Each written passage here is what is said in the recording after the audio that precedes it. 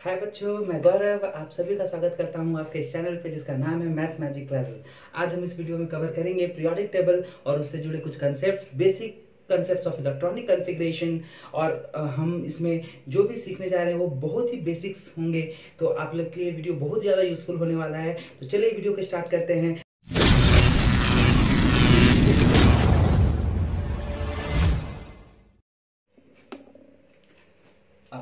चलिए बच्चों, periodic table को समझने से पहले हम केमिस्ट्री के कुछ बेसिक कंसेप्ट समझते हैं।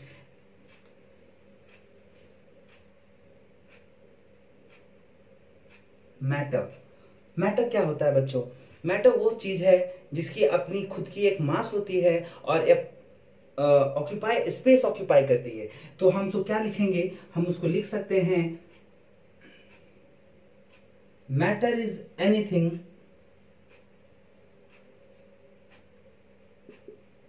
which has mass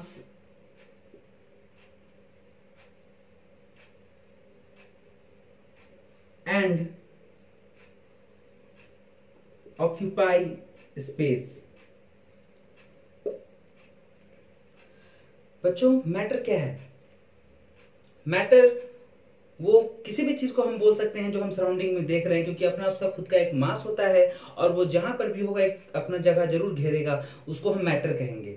तो अब इस मैटर में एक वर्ड आया है जिसका नाम है मास। अब बहुत सारे बच्चे इस मास को समझ नहीं पाते कि मास होता क्या है। तो देखिए, मास और वेट ये दो अलग अलग चीजें हैं, लेकिन बच्चे क्या हैं, कंफ्यूज हो जाते हैं और कंफ्यूज होकर के मास और वेट को एक समझ बैठते हैं कि दोनों एक ही चीज है। नहीं, इस चीज का गलती हमें नहीं करना है। मास और वेट पूरे तरीके से अलग है। आइए इस यहाँ पर हम समझते हैं कि मास और वेट होता क्या है। तो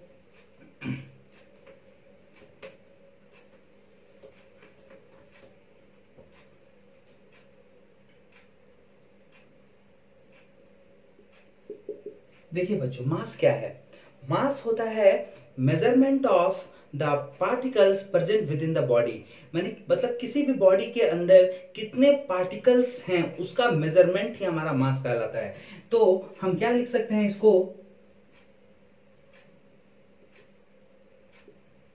measurement of particles present with in the body. इसकी एसआई यूनिट होती है केजी।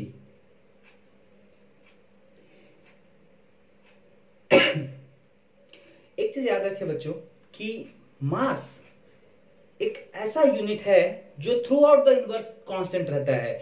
मींस अगर हम अर्थ पे हैं, तो अगर हम मून पे चले जाएं तो, या फिर किसी दूसरे प्लेनेट पे चले जाएं तो मास का वैल्यू कभी भी वैरी नहीं करेगा। मतलब वो through out the universe constant रहता है। तो हम लिख सकते हैं mass remains constant throughout the universe।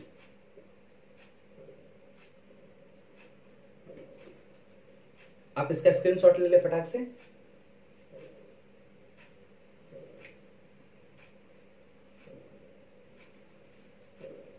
फिर चलिए हम आगे चलते हैं बच्चों। तो अब हम समझ चुके हैं कि मास एक ऐसा यूनिट है, ये ऐसा चीज है जो through out the universe constant रहता है। तो इसका मतलब क्या है कि मास अगर थ्रू आउट द कांस्टेंट रहता है, मतलब अगर हम अर्थ पे हैं, अगर हम 60 किलो के हैं, समझ लीजिए 60 किलो के हैं, तो अगर हम दूसरे प्लैनेट पे जाएंगे तो वहां पर भी हम 60 केजी ही मेजर किए जाएंगे, ठीक है। लेकिन वेट वेट होता क्या है? देखिए, वेट बेसिकली एक फोर्स है जो किसी भी मास के ऊपर ग्रेविटी के लगने से बनता है। जैसे मास है किसी का मास अगर 20 केजी है, तो उस पे अर्थ का ग्रेविटी लगता है, जिसकी वजह से उसका वेट बॉडी का बढ़ जाता है। लेकिन मास कांस्टेंट रहता है। अगर मास 20 केजी है तो 20 केजी ही रहेगा। वो 60 केजी हुआ due to application of gravity, ठीक है। तो ये है हमारा मास का कंसेप्ट, ठीक है बच्चों। हम वेट को बेसिकली हम लोग बोलते हैं केजी केजी केजी। बस बेसिकली हम लोग जब बुक्स वगैरह में पढ़ेंगे तो वहां देखेंगे कि वेट का जो बेसिक यूनिट है वो होता है न्यूटन, क्योंकि वेट एक तरह का फोर्स होता है। तो हम वेट के बारे में दूसरे वीडियो में डिस्कस करेंगे। आगे हम चलते हैं इस वीडियो में।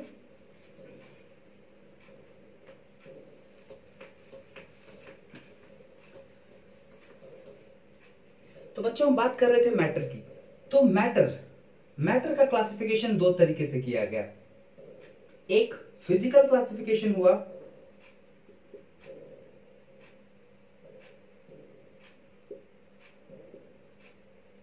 बिल्कुल आराम आराम से समझना है, बिल्कुल आराम आराम से, है ना, फिजिकल क्लासिफिकेशन। उसके बाद सेकेंड जो है वो है केमिकल क्लासिफिकेशन।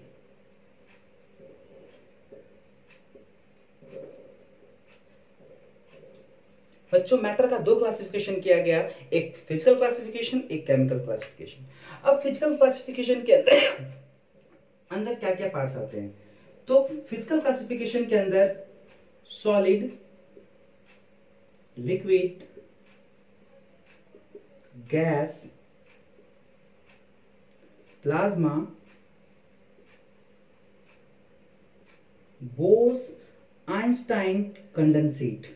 ठीक है, ये हमारे 5 फेजेस हैं फिजिकल क्लासिफिकेशन के मैटर का, जो हम लोग बेसिकली क्लास 7, 8, 9 में पढ़ते आए हैं। अब हम बात करते हैं केमिकल क्लासिफिकेशन की। तो केमिकल क्लासिफिकेशन को दो भाग में बांटा गया बच्चों। पहला प्योर सब्सटेंस और दूसरा मिक्सचर।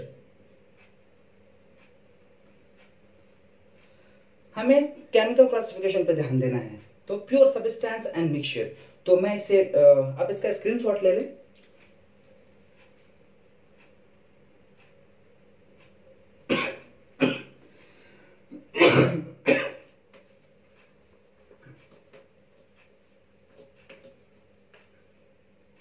तो मैं केमिकल क्लासिफिकेशन की बात करूंगा।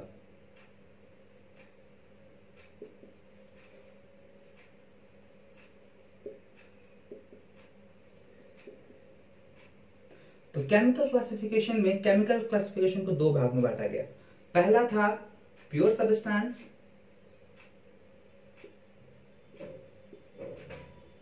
और दूसरा था मिक्सचर। अब बच्चों ये देखिए, प्योर सब्सटेंस, इसको फर्दर डिवाइड किया गया, फर्दर क्लासिफाई किया गया और हमको मिलता है यहां से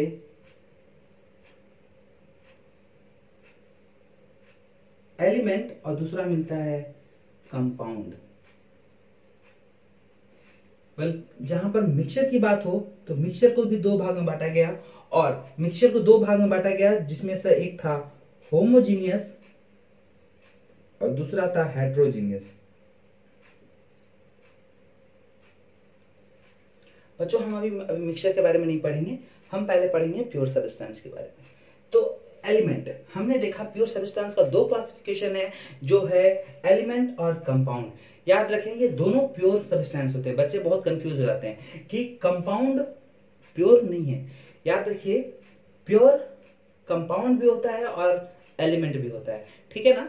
प्योर हमारा कंपाउंड भी है, मीन्स हम बोल सकते हैं कंपाउंड हमारा एक प्योर सब्सटेंस है और एलिमेंट भी हमारा प्योर सब्सटेंस है। लेकिन इस टॉपिक में हम कवर करने जा रहे हैं एलिमेंट्स को। तो चलिए हम एलिमेंट्स को देखते हैं। एलिमेंट को हम लोग बाद में फर्दर क्लासिफाई किया गया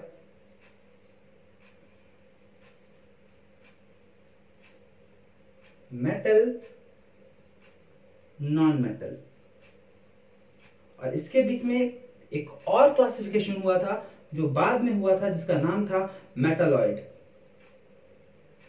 ठीक है, मेटालॉइड्स। तो चलिए अब हम इस एलिमेंट्स के बारे में समझते हैं कि एलिमेंट है क्या। तो इसका आप स्क्रीनशॉट ले ले, फिर हम आगे बढ़ते हैं।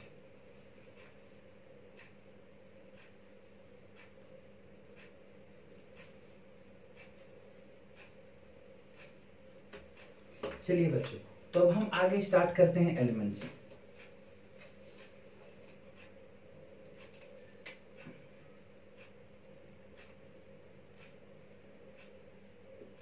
अब ये एलिमेंट्स क्या है, ध्यान से समझिएगा। एलिमेंट क्या होता है? अभी आपने देखा एलिमेंट एक प्योर सब्सटेंस है, तो एलिमेंट एक प्योर सब्सटेंस है जो सिर्फ एक तरह के एटम से मिलकर बना हो। हम ये नहीं बोलेंगे कि सिंगल एटम से मिलकर बना हो, हम ये बोलेंगे कि एलिमेंट एक तरह के एटम से मिलकर बना है। मतलब बहुत सारे एटम्स हो सकते हैं लेकिन वो एक तरह के ही एटम्स होंगे। मीन्स सब एक ही जैसे एटम्स होंगे दिखने वाले, ऐसे नहीं होंगे कि कोई दूसरे एटम, कोई दूसरा एटम, कोई दूसरा एटम, कोई दूसरा एटम, सारे एटम्स एक जैसे होंगे। ठीक है, तो हम एलिमेंट को कह सकते हैं, डिफाइन कर सकते हैं कि element is a pure substance which is made up of only one kind of atoms. ठीक है, तो हम इसको डेफिनेशन में क्या लिख सकते हैं, एलिमेंट्स का डेफिनेशन लिख सकते हैं,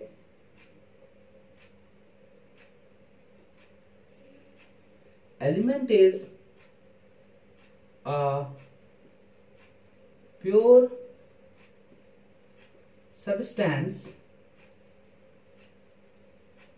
made up of only one kind of atom. सिर्फ एक तरह के ही एटम से मिलके बनता हो उसे हम एलिमेंट कहेंगे। तो एलिमेंट बेसिकली हम लोग 118 एलिमेंट्स के बारे में पढ़ते हैं पीरियोडिक टेबल में, लेकिन हमें बेसिक्स एलिमेंट्स के बारे में पढ़े, ज्यादा पढ़ने की आवश्यकता नहीं है कि 118 एलिमेंट्स को याद रखना है। हम 30 एलिमेंट भी याद रखेंगे तो हमारा चैप्टर और क्लास काफी अच्छे से निकल जाएगा।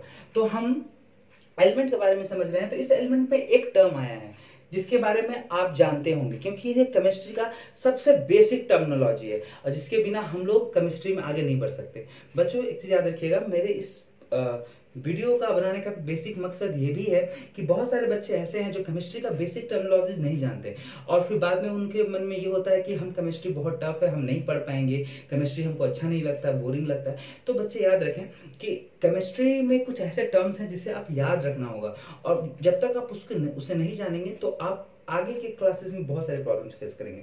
तो इसलिए आपके पास जैसे एक टर्म आया जिसका नाम है एटम। अब ये एटम होता क्या है, बिना एटम को जाने बढ़ जाएंगे तो दिक्कत है। तो मैंने आपको स्टार्टिंग में कहा कि हम यहाँ बेसिक कंसेप्ट्स को भी कंसिडर करेंगे। इसलिए जो बच्चे थोड़े वीक रह गए या जो ध्यान नहीं दे पाए केमिस्ट्री में, मैं उन्हें गारंटी देता हूं कि आप इस वीडियो के हेल्प से, इस क्लास के हेल्प से आप वो सारे बेसिक चीजें को रिवाइज कर पाएंगे, समझ पाएंगे और आपके फर्दर जो भी क्लासेस आएंगे वो आपको आपको मीन्स बोरिंग फील टाइप का नहीं होगा, आपको एक अच्छा क्लास प्रोवाइड होगा। तो बात करते हैं हम एटम की। तो एटम है क्या, what do mean by atom, atom क्या होता है? देखिए चलिए एटम की बात करते हैं।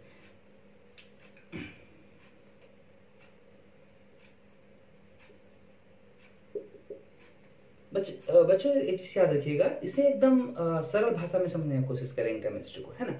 तो चलिए एटम, एटम होता क्या है? एटम बेसिकली हम लोग कहते हैं it is the smallest particle of any element, है ना। किसी भी एलिमेंट का सबसे छोटा वाला पार्टिकल, सबसे छोटा पार्टिकल को हम लोग एटम के नाम से जानते हैं।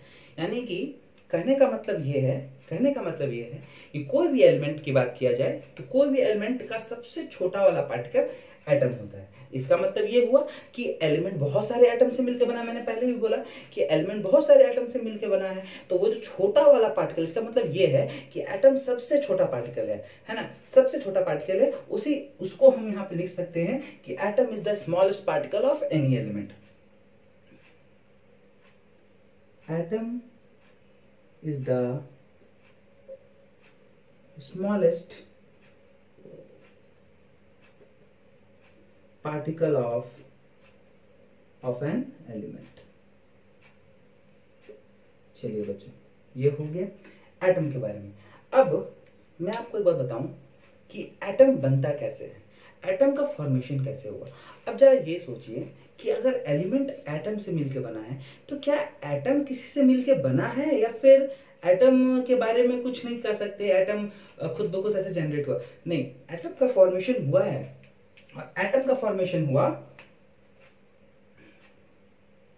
एटम बना हमारे प्रोटॉन, इलेक्ट्रॉन और न्यूट्रॉन से मिलके, इलेक्ट्रॉन, प्रोटॉन और न्यूट्रॉन से मिलके हमारा एटम का फॉर्मेशन हुआ।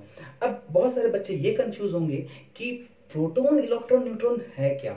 बच्चों फिजिक्स में भी हम लोग पढ़े हैं, प्रोटॉन इलेक्ट्रॉन और न्यूट्रॉन ये चार्ज पार्टिकल्स होते हैं, जो कि जिसके बारे में हम लोग बेसिक से समझेंगे फिजिक्स में भी।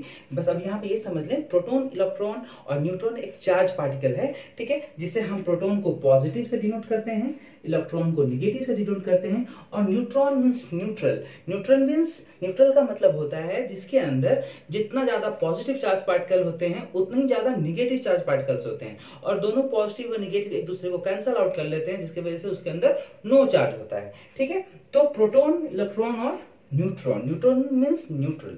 तो अब हम देख रहे हैं कि एटम का फॉर्मेशन प्रोटॉन, इलेक्ट्रॉन और न्यूट्रॉन तीनों मिलकर करते हैं, ठीक है। तो ऐसा है कि एटम के डेफिनेशन में हम एक दो टर्म्स और जोड़ सकते हैं। तो बात करते हैं एटम की। तो atom is the smallest particle of an element, और एटम जो है किसी भी केमिकल रिएक्शन में पार्टिसिपेट करता है, ठीक है, यानी कि वो केमिकल रिएक्शन में पार्टिसिपेशन उसका होता है, ठीक है ना। तो इसका मतलब ये हुआ कि एटम, जब हम कोई भी एलिमेंट किसी दूसरे एलिमेंट से रिएक्शन करता है तो उसके एटम्स के बीच में रिएक्शन होता है, ठीक है। मतलब कोई भी एक एलिमेंट उठाते हैं, जैसे सपोज कीजिए हाइड्रोजन लिए और दूसरा एलिमेंट क्लोरीन है, तो अब यहाँ हाइड्रोजन का एटम क्लोरीन के एटम के साथ रिएक्शन करता है। इसका मतलब ये हुआ कि जो रिएक्शन है उस रिएक्शन में पार्टिसिपेशन किसका है? एटम्स का, ठीक है। तो हम कह सकते हैं कि एटम टेक पार्ट या take participation in chemical reaction, ठीक। लेकिन एक कंसेप्शन है इसका कि एटम कभी फ्री स्टेट में नहीं पाया जाता। फ्री स्टेट में नहीं पाया जाने का मतलब कभी ऐसा नहीं होगा कि एटम, सिंगल एटम आपको ऐसे मिलेगा, नहीं। एटम जब भी मिलेगा एक एलिमेंट के फॉर्म में होगा, वो एलिमेंट के अंदर वो छोटे छोटे छोटे छोटे एटम्स होते हैं। तो सिंगल एटम ऐसे आपको कभी भी रैंडम नहीं दिख सकता, ठीक है। तो इसका मतलब ये हुआ कि एटम जो है वो केमिकल रिएक्शन में पार्टिसिपेट करेगा, लेकिन कभी भी फ्री नेचर में या फ्रीली एग्जिस्ट नहीं कर पाएगा नेचर में, ठीक है। तो हम एटम के बारे में समझ चुके हैं, एटम क्या होता है, एटम का फॉर्मेशन कैसे हुआ। तो आप इसको देख लें और इसका स्क्रीनशॉट ले लें, हम आगे बढ़ते हैं।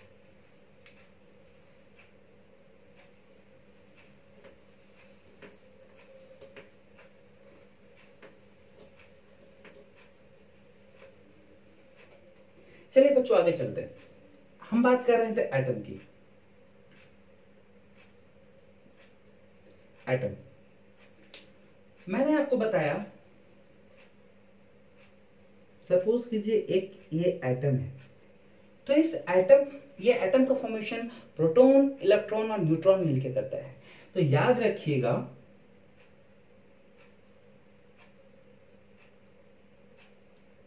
हमारा प्रोटॉन और न्यूट्रॉन ये दोनों हमारे सेंटर पे होते हैं, यानी कि किसी भी एटम के बीच में प्रोटॉन और न्यूट्रॉन होते हैं, जो दोनों मिलकर न्यूक्लियस का फॉर्मेशन करते हैं, न्यूक्लियस का फॉर्मेशन करते हैं। और न्यूक्लियस हाईली एनर्जाइज्ड बॉडी होता है, और ये हमारे एटम के सेंटर पे होता है हमेशा।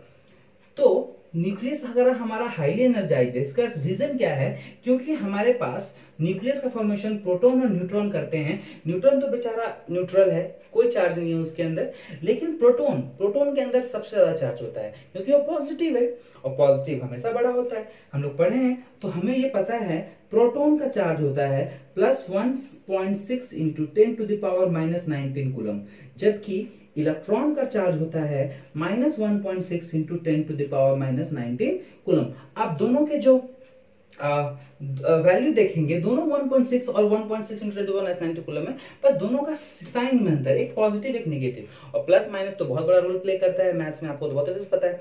तो इसका मतलब ये है कि ये बहुत ज्यादा एनर्जाइज है और ये कम एनर्जाइज है, इसीलिए ये बीच में बैठा हुआ रहता है, इसीलिए हम न्यूक्लियस को हाईली एनर्जाइज बॉडी बोलते हैं, ठीक है। तो अब इलेक्ट्रॉन कहाँ होता है? अब देखिए, प्रोटॉन यहाँ है, इलेक्ट्रॉन हमेशा एटम के आउटर मोस्ट सेल पे घूमता है। मतलब एटम के बाहर बाहर बाहर बाहर कौन घूमता है? एटम के बाहर बाहर हमारा इलेक्ट्रॉन घूमता है, ठीक है। यानी कि एटम के आउटर मोस्ट पार्ट पे हमारा इलेक्ट्रॉन का मोशन होता है, ठीक है। अब हम इसको आगे देखते हैं।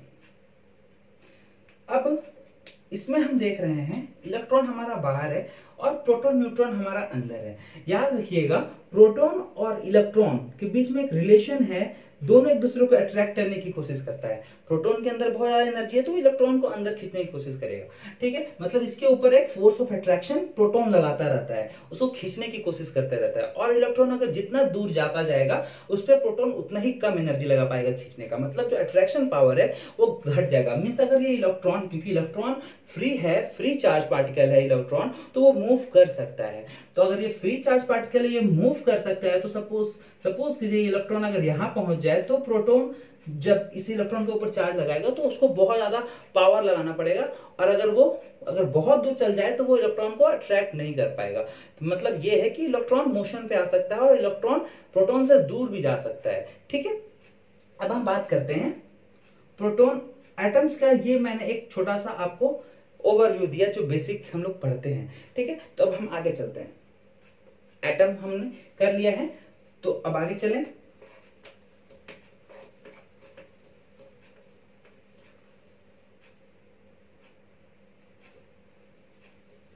अब बात करते हैं थोड़ा सा एक और बेसिक कंसेप्ट जिसके बारे में जानना बहुत जरूरी, दैट इज मॉलिक्यूल्स।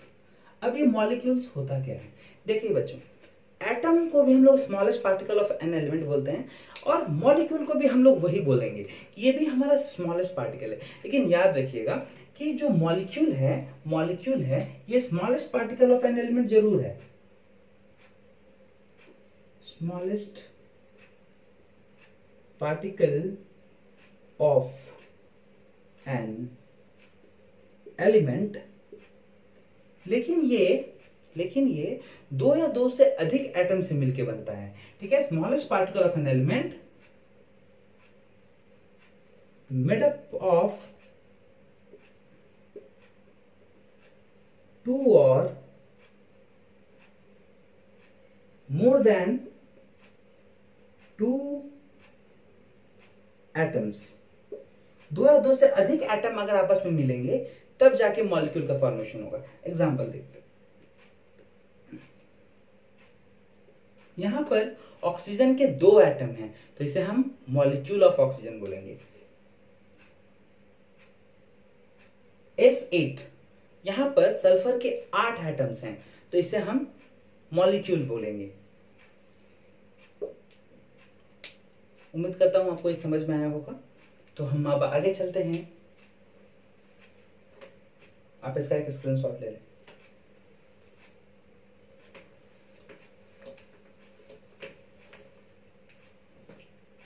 बच्चों, हमारी क्लास पीरियोडिक टेबल पे बेस्ड थी, लेकिन हमें एलिमेंट्स को समझना था और एलिमेंट्स को समझने के चक्कर में हम काफी ज्यादा बेसिक में चले गए थे।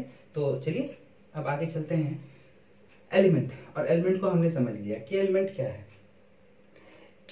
अब बात है पीरियोडिक टेबल की। अब हम बात करते हैं हमारा पीरियोडिक टेबल। अब इसके बीच में कुछ बेसिक टर्म्स अगर केमिस्ट्री के कुछ आएंगे तो मैं आपके साथ शेयर करूँ। तो चलिए पीरियोडिक टेबल के बारे में समझते हैं। तो पीरियोडिक टेबल है क्या? सबसे पहला चीज, पीरियोडिक टेबल होता क्या है? सबके बच्चों को मन में आता होगा ये पीरियोडिक टेबल होता क्या है। देखिए हमारे सॉरी हमारे नेचर में बहुत सारे एलिमेंट्स पाए जाते हैं। तो वो सारे एलिमेंट्स का अपना एक प्रॉपर्टीज होता है। उस प्रॉपर्टी के बेसिस पे हम सारे एलिमेंट्स को समझना, याद रखना बहुत ज्यादा प्रॉब्लम है, बहुत ज्यादा डिफिकल्ट है ना। तो उस चीज को अच्छे से समझने और याद रखने के लिए साइंटिस्ट और केमिस्ट ने मिल करके एक ऐसा टेबल का निर्माण किया जिसमें वो सारे एलिमेंट्स को सामने रख पाए। उसको बोला गया periodic table. Means arrangement of the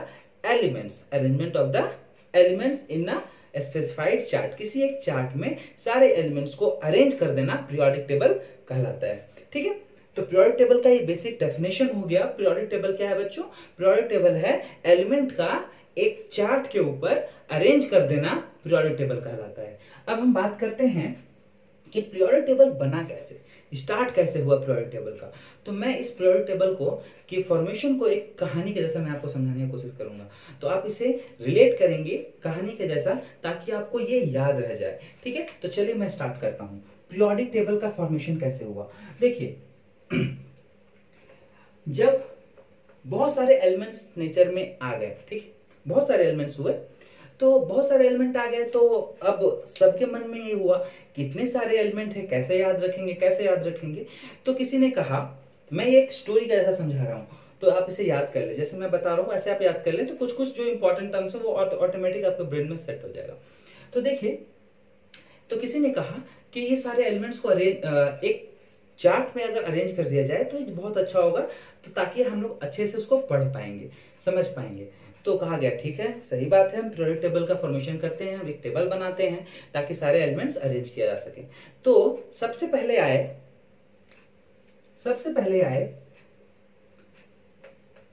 Lavoisier. सबसे पहले आए लेवोजियर आए और उन्होंने सबसे पहले एक काम किया, उन्होंने काम किया कि एलिमेंट को दो भाग में बांट दिया, मेटल और नॉन मेटल में। तो बच्चों, अगर आपसे क्वेश्चन पूछा जाता है कि मेटल का classification, sorry non metal element का क्लासिफिकेशन किसने किया था, तो आपका आंसर होगा लेवोजियर। लेवोजियर ने एलिमेंट का क्लासिफिकेशन किया मेटल और नॉन मेटल में। ये चीज आपको समझ में आई?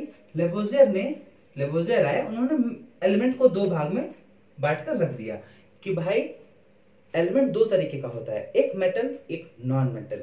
लेकिन बात अभी भी वही है, लोगों का कहना था कि एलिमेंट्स को अरेंज कीजिए। लेवोजियर आए और उसको तोड़ के रख दिए कि एक मेटल है एक नॉन मेटल है। बात अभी भी वही है कि अरेंजमेंट नहीं हुआ, तो अरेंजमेंट करना था। तो इसके बाद आ गए, लेवोजियर के बाद आए डोबर्नियर।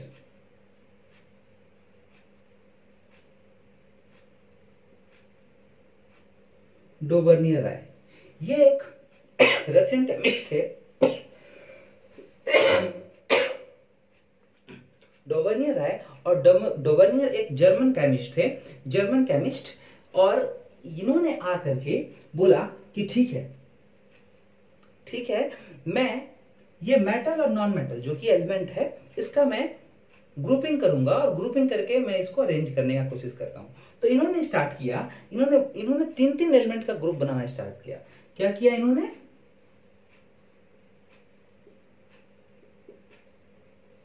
ग्रुपिंग ऑफ 3 एलिमेंट, तीन एलिमेंट का ग्रुप बनाना इन्होंने स्टार्ट किया, जिसको ट्राइड के नाम से जाना जाने लगा, जिसे हम लोग क्या बोलते हैं? ट्राइड्स बोलते हैं इसे। तो इन्होंने ट्राइड्स बनाना स्टार्ट किया। तो कुछ लोग उसमें से थे, उन्होंने पूछ दिया कि भाई आप ट्राइड्स बना रहे हो तो किस बेसिस पर तीन एलिमेंट का ग्रुप बना रहे हैं, तो कंसेप्ट आपका क्या है, किस कंसेप्ट के बेसिस पर आप तीन का ग्रुप बना रहे हैं? कोई कंसेप्ट होगा आपका कुछ लॉजिक होगा। तो उन्होंने जवाब दिया कि बिल्कुल हमारा ये कंसेप्ट है कि element number 1, element number 2, element number 3। उन्होंने ये कहा कि हमारा एलिमेंट नंबर 1 का जो एटॉमिक मास होगा, एटॉमिक मास, और एलिमेंट नंबर 3 का जो एटॉमिक मास होगा, इन दोनों मास का जो एवरेज आएगा, अगर वो हमारे एलिमेंट नंबर 2 के एटॉमिक मास के बराबर, रफली बराबर भी आता है या अप्रोक्सीमेट वैल्यू भी आता, तो हम उस तीनों को एक ग्रुप में रख सकते हैं, उसको हम 3 के एक ग्रुप में रख सकते हैं।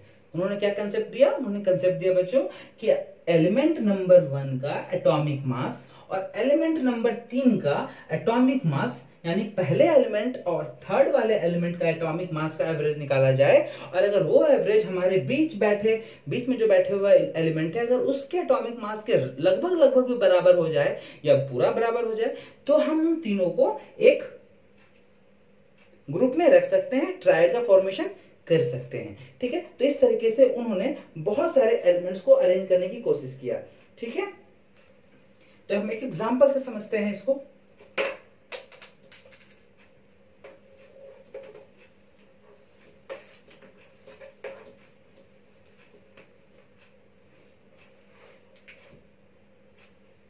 देखिए, लिथियम, सोडियम और पोटेशियम, लिथियम, सोडियम, पोटेशियम, इन्होंने तीन एलिमेंट, ये तीन एलिमेंट है, इसको इन्होंने ग्रुपिंग किया कि ये तीन एलिमेंट है हमारा और ये तीनों एलिमेंट ट्राइड का फॉर्मेशन कर सकता है। तो इसको कैसे उन्होंने किया था वो आप देखिए।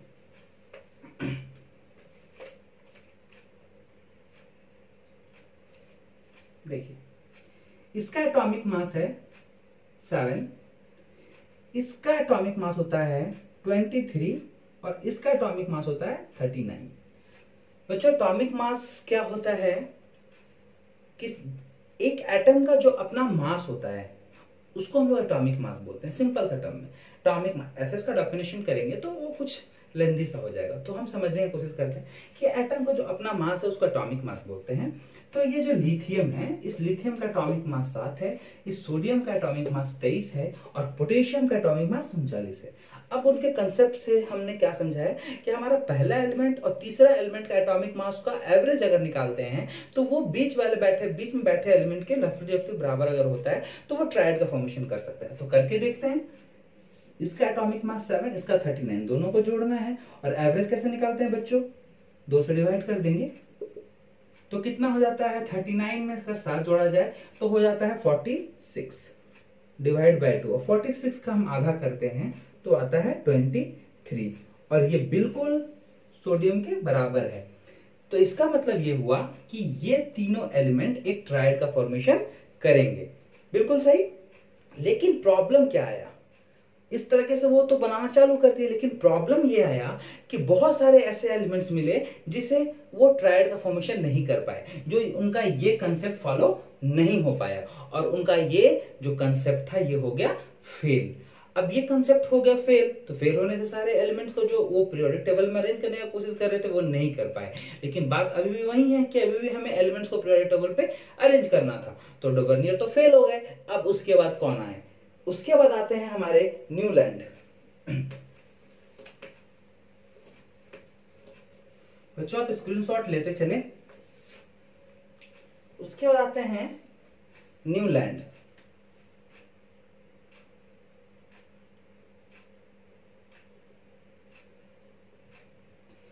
डोबर्नियर के फेल होने के बाद हमारे जो नेक्स्ट साइंटिस्ट है वो थे न्यूलैंड और ये बेसिकली एक इंग्लिश के साइंटिस्ट थे, ठीक है। तो इन्होंने क्या किया, इन्होंने बोला कि ठीक है प्रॉब्लम है कि सॉरी उनके हिसाब से कहना था कि हमें एलिमेंट्स को पीरियोडिक टेबल में अरेंज करना है। तो इन्होंने एक कंसेप्ट दिया, सॉरी बच्चों, उन्होंने क्या बोला, उन्होंने बोला कि फर्स्ट एलिमेंट और every 8th element resembles same physical and chemical properties, ठीक है। और इसको बोला गया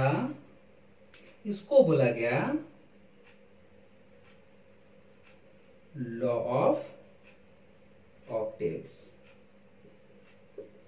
इसको नाम दे दिया गया लॉ ऑफ ऑक्टेव्स। क्यों नाम दे दिया गया लॉ ऑफ ऑक्टेव्स बच्चों, क्योंकि ऑक्टेव्स में ऑक्ट का मतलब होता है 8। तो ये हर 8 के बारे में बात बोला था कि हर पहला एलिमेंट से 8वां एलिमेंट का जो प्रॉपर्टी है वो सेम होगा, इसीलिए इसको दे दिया गया नाम लॉ ऑफ ऑक्टेव्स। तो आपको यहां तक समझ में आया है। आप पहले इस चीज को नोट कर ले, फिर हम इसके बारे में और एक्सप्लेन करते हैं।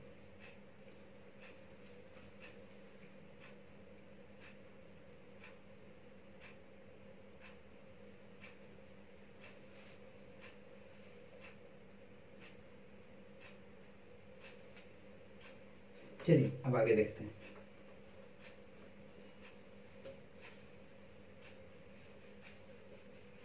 चलिए न्यूलैंड का जो कंसेप्ट था उस कंसेप्ट को हम थोड़ा सा देखने समझने की कोशिश करते हैं एग्जाम्पल के बेसिस पर कि वो क्या बोलना चाहते थे। सपोज कीजिए मैं एक जनरल एग्जाम्पल बता रहा हूं आपको। मान लीजिए एक एलिमेंट यहां पर है, एलिमेंट नंबर 1, एलिमेंट नंबर 2, 3, 4, 5,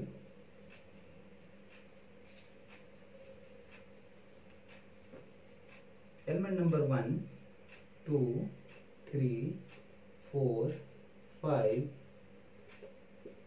6, 7 8 9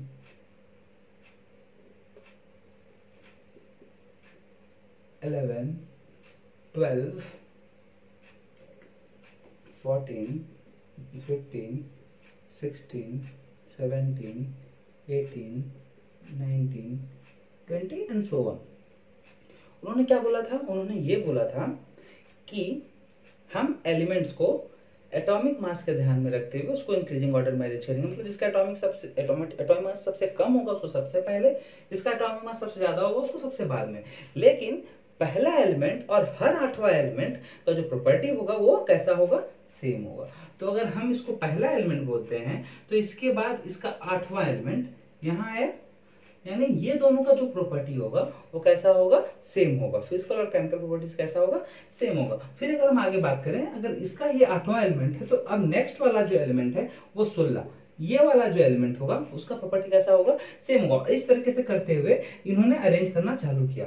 लेकिन प्रॉब्लम यह है बच्चों कि जो हेवियर एलिमेंट्स थे, हेवियर एलिमेंट्स मतलब जिसका एटॉमिक मास बहुत ज्यादा था, ठीक है, उसको वो अरेंज नहीं कर पाए, इस प्रॉपर्टी में फॉलो नहीं करवा पाए, क्योंकि वो जैसा उन्होंने कंसेप्ट दिया कि जो लॉ ऑफ ऑक्टेव से हर 8वां एलिमेंट का प्रॉपर्टी सेम हो, वो उसको फॉलो नहीं कर पाया, जिसकी वजह से न्यू लाइन का ये जो कंसेप्ट था वो भी फेल हो गया।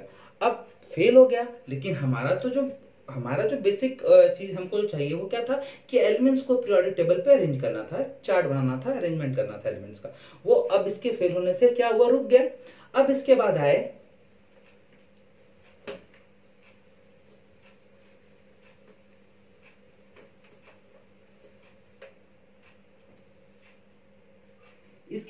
Dmitry Mendeleev.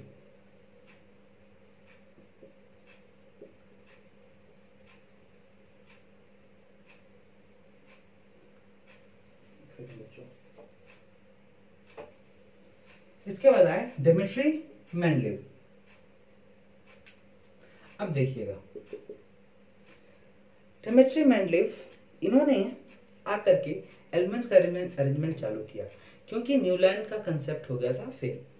तो न्यूलैंड का कंसेप्ट फेल होने के बाद डिमिट्री मेंडलीव ने क्या किया कि जो हमारे न्यूलैंड का कंसेप्ट था कि एलिमेंट को एटॉमिक मास में ध्यान में रखते हुए उसको इंक्रीजिंग ऑर्डर में अरेंज करेंगे, और यही सेम कंसेप्ट का इस्तेमाल मेंडलीव ने भी कर लिया।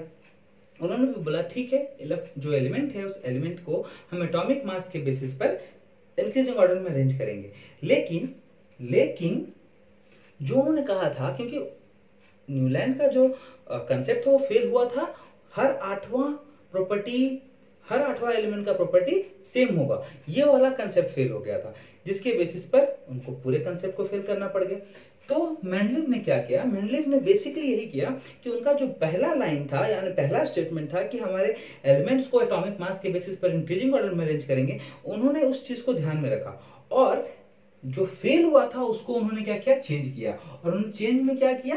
उन्होंने कहा कि जो एलिमेंट्स होंगे तो हर एलिमेंट्स एक सर्टेन इंटरवल के बाद खुद को रिपीट करेगा, खुद के प्रॉपर्टी को रिपीट करेगा। उन्होंने ये कहा कि हर एक एलिमेंट एक सर्टेन इंटरवल के बाद अपना एक पीरियोडिक फंक्शन फॉलो करेगा। अब एक रेगुलर इंटरवल में उन्होंने कहा कि every element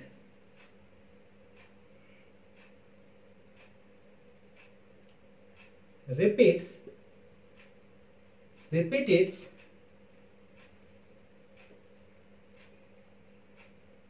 property at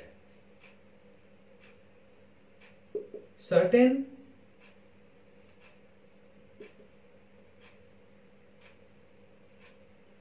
interval,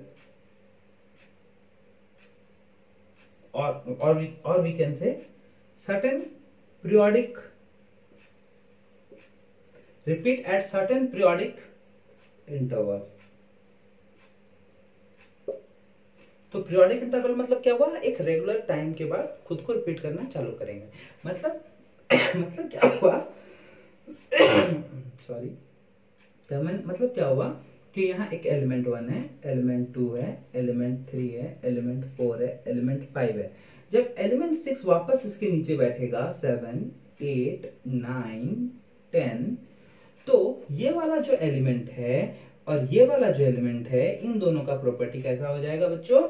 same हो जाएगा। इन दोनों का जो प्रॉपर्टी हो जाएगा वो कैसा हो जाएगा? सेम हो जाएगा।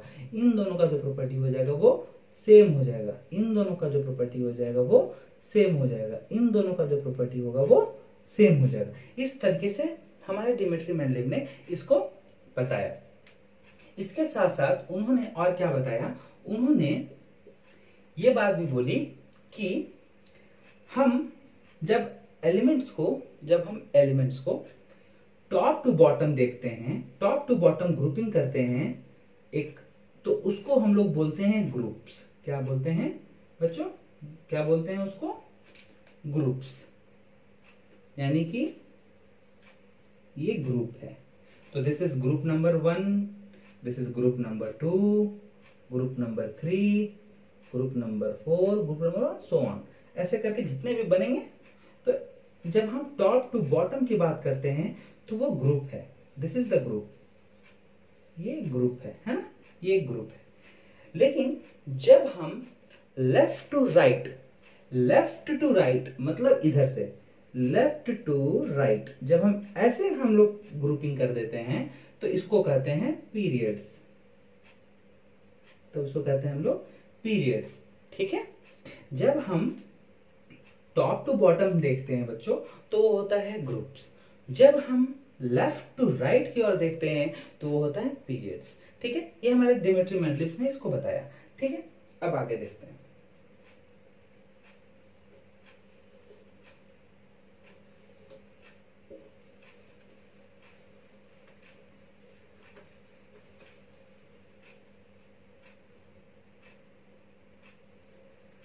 डिमिट्री मेंडलीव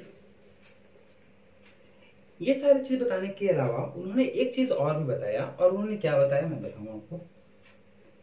उन्होंने ध्यान सुनिएगा बात।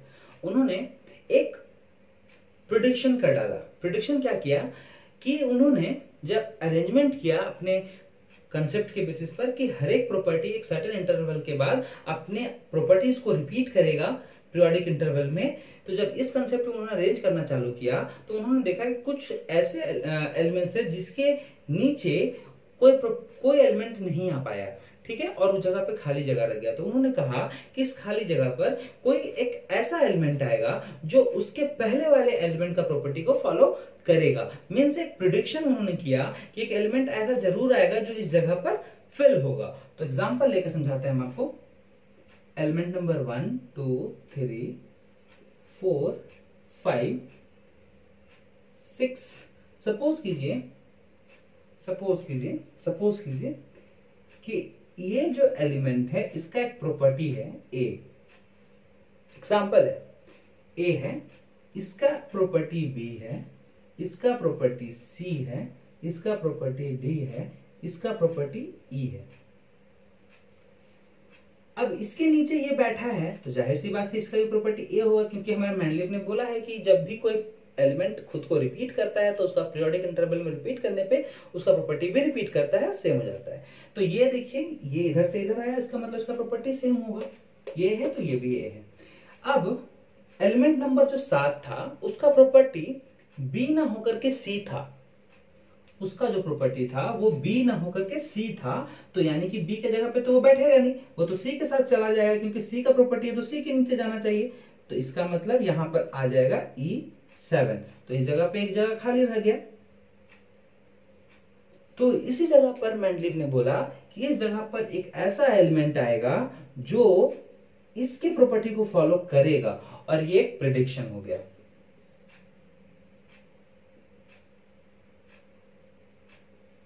प्रेडिक्शन हो गया, मेंडलीव ने इसका प्रेडिक्शन कर दिया। तो ये सारी चीजें हमारे मेंडलीव के थॉट्स यानी कंसेप्ट से हमको मालूम चलता है कि उन्होंने ये सारे कंसेप्ट मॉडर्न पीरियोडिक टेबल को बनाने में दिया था। तो जब उन्होंने इस तरीके से अरेंजमेंट किया तो सारे एलिमेंट्स को लगभग वो अरेंज कर पा रहे थे। ठीक है? जिसके थ्रू जो टेबल बना उसका नाम पड़ा पीरियोडिक टेबल।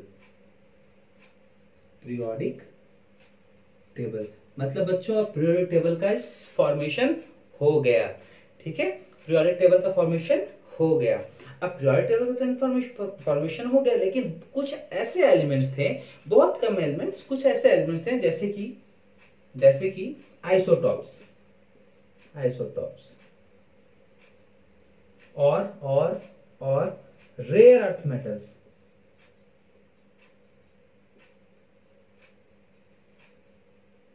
मैं इसके बारे में नेक्स्ट वीडियो में इसके बारे में मैं आपको अच्छे से बताऊंगा, आइसोटॉप्स और रेयर अर्थ मेटल्स होते क्या हैं। अभी फिलहाल यहाँ पे आप समझे, आइसोटॉप्स और रेयर अर्थ मेटल्स ये कुछ ऐसे एलिमेंट्स थे जिसको मेंडलीफ अपने टेबल पर अरेंज नहीं कर पा रहे थे, तो ये एक प्रॉब्लम आ गया उनके साथ। लेकिन वो मैक्सिमम एलिमेंट्स को अरेंज कर पा रहे थे, इसीलिए उस टेबल को वैलिड कर दिया गया और नाम दे दिया गया पीरियोडिक टेबल। अब हमारा पीरियोडिक टेबल बन के तैयार है। लेकिन कुछ ऐसे एलिमेंट्स थे जिसको वो अरेंज नहीं कर पा रहे थे, लेकिन अरेंज तो करना था। अब टेबल तो बन के तैयार है जिसका नाम है पीरियोडिक टेबल, जिसको मेंडलीव ने बनाया। अब कुछ ऐसे एलिमेंट्स थे जिसको अरेंज नहीं कर पा रहे थे, लेकिन उसको अरेंज करना था। तब आए हेनरी मोसले। आपने इसका स्क्रीनशॉट ले लिया। अब आए हेनरी मोसले। अब ध्यान से समझिएगा,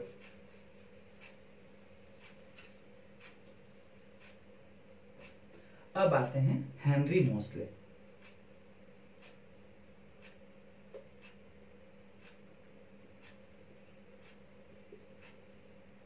हेनरी मोसले आते हैं। इन्होंने बोला कि मेंडलीफ को प्रॉब्लम हो रहा है कि वो आइसोटॉप्स और कुछ रेयर अर्थ मेटल्स को अरेंज नहीं कर पा रहे हैं। तो मोसले साहब ने बोला ठीक है, मैं इसका निवारण करता हूँ, सॉर्ट आउट करता हूँ। और उसके निवारण में इन्होंने कहा कि भाई साहब, आपने जो एटॉमिक मास के बेसिस पर अरेंजमेंट किया है ना, आपने एटॉमिक मास के बेसिस पर इंक्रीजिंग ऑर्डर में अरेंजमेंट किया था, जो न्यूलैंड ने किया था, और आप डिमिट्री मेंडलीव ने भी किया। तो इन्होंने कहा कि भाई साहब, आपने एटॉमिक मास के बेसिस पर अरेंजमेंट किया है, आप एक काम करो, एटॉमिक मास को बदल दो, उसको अरेंज करो एटॉमिक नंबर के बेसिस पर। एटॉमिक नंबर के बेसिस पर अरेंजमेंट करो। बच्चों, एटॉमिक मास को मैंने आपको बताया कि एटॉमिक मास मतलब उस एटम का अपना मास, ठीक है। एटॉमिक नंबर क्या होता है? एटॉमिक नंबर का मतलब होता है कि जो एटम है उसमें टोटल नंबर ऑफ प्रोटॉन कितना परसेंट है, जितना उसका प्रोटॉन होता है वही उसका एटॉमिक नंबर भी होता है, ठीक है। तो याद रखिएगा, प्रोटॉन, नंबर ऑफ प्रोटॉन और नंबर ऑफ इलेक्ट्रॉन लगभग बराबर होता है, या हम बराबर ही पढ़ते हैं। Number of proton is equal to number of electron, और इसी को बोला जाता है एटॉमिक नंबर, यानी जिस एटम में जितना प्रोटॉन है उसका वही एटॉमिक नंबर होता है। तो हेनरी मोसले ने बोला कि एटॉमिक मास को आप रिप्लेस कर दीजिए एटॉमिक नंबर से, मतलब आप इंक्रीजिंग ऑर्डर में एटॉमिक मास के बेसिस पर ना करके आप एटॉमिक नंबर के बेसिस पर उसको इंक्रीजिंग ऑर्डर में अरेंज करेंगे, तो आपके जितने भी आइसोटॉप्स और रेयर अर्थ मेटल का जो प्रॉब्लम आ रहा था अरेंजमेंट ना कर पाने का, आप ये प्रॉब्लम को सॉर्ट आउट कर पाएंगे। फिर इनके इस कंसेप्ट को देखने के बाद जब अरेंजमेंट किया गया तो सही में ये प्रॉब्लम हो गया सॉर्ट आउट, और तब इनके द्वारा जो दिया गया टेबल था, उस टेबल का नाम पड़ा मॉडर्न पीरियोडिक टेबल।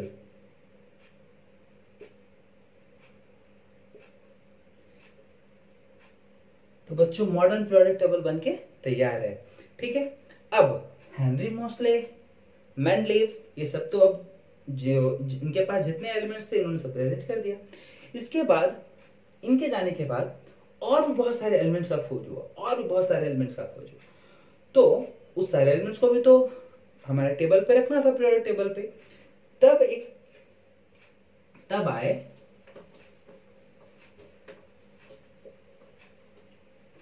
तब आए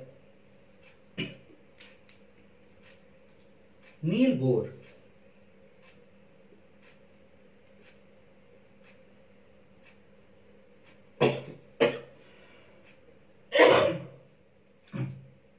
कौन है? Niels Bohr. अच्छा, सॉरी, कौन है? Niels Bohr. इन्होंने क्या किया कि जो इसके बाद, यानी हमारे मोसले साहब ने जो मॉडर्न पीरियोडिक टेबल बनाया, उसके बाद अगर कुछ जो एलिमेंट्स का डिस्कवरी हुआ, खोज हुआ, उस बाकी सारे एलिमेंट्स को नील बोर ने उसी कंसेप्ट पर, कोई नया कंसेप्ट नहीं लगाया इन्होंने, जो हेनरी मोस्ले और डिमिट्री मेंडलीव का दिया हुआ कंसेप्ट था, उसी कंसेप्ट को फॉलो करते हुए इन्होंने बाकी सारे एलिमेंट्स को उस टेबल पे अरेंज कर दिया, और उस टेबल पे जब अरेंज किया तो उस टेबल का नाम दे दिया गया long form of modern periodic table. बच्चों, मॉडर्न पीरियोडिक टेबल ये हेनरी मोस्ले का दिया हुआ था। इसमें उन्होंने कुछ एलिमेंट्स और लाके जोड़ दिया, जिसकी वजह से वो टेबल बड़ा हो गया और नाम दे दिया गया long form of modern periodic table. तो ये कंसेप्ट था हमारा long form of modern periodic table.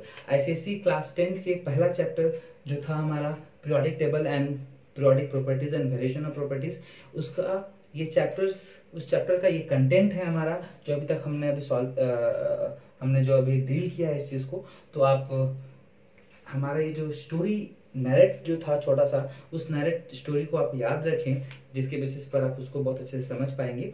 ठीक है, तो इस तरीके से हमारे पास long form of modern periodic table आके तैयार है। बच्चों, अब हम नेक्स्ट क्लास में इसके प्रॉपर्टीज के बारे में पढ़ेंगे कि बेसिक चीजें हैं जो है उसके अंदर में हम वो पढ़ने की कोशिश करेंगे कि ग्रुप क्या होता है, ग्रुप के फंक्शन क्या हैं, पीरियड क्या होता है, पीरियड के फंक्शन क्या होते हैं। ठीक है, उसके बाद हम पढ़ना स्टार्ट करेंगे कि वैलेंस सेल किसको बोलते हैं, आउटरमोस्ट ऑर्बिट किसको बोलते हैं, आउटरमोस्ट शेल किसको बोलते हैं, ऑर्बिट किसको बोलते हैं, है ना, और वैलेंसी कैसे निकालते हैं, इलेक्ट्रॉनिक कन्फिगरेशन कैसे करते हैं, ये सारी चीज़ें हम नेक्स्ट वीडियो में लेकर के आएंगे। ठीक है, तो आपको हमारा ये वीडियो पसंद आया हो तो लाइक करें, कमेंट करें, शेयर करें और सब्सक्राइब करना ना भूलें।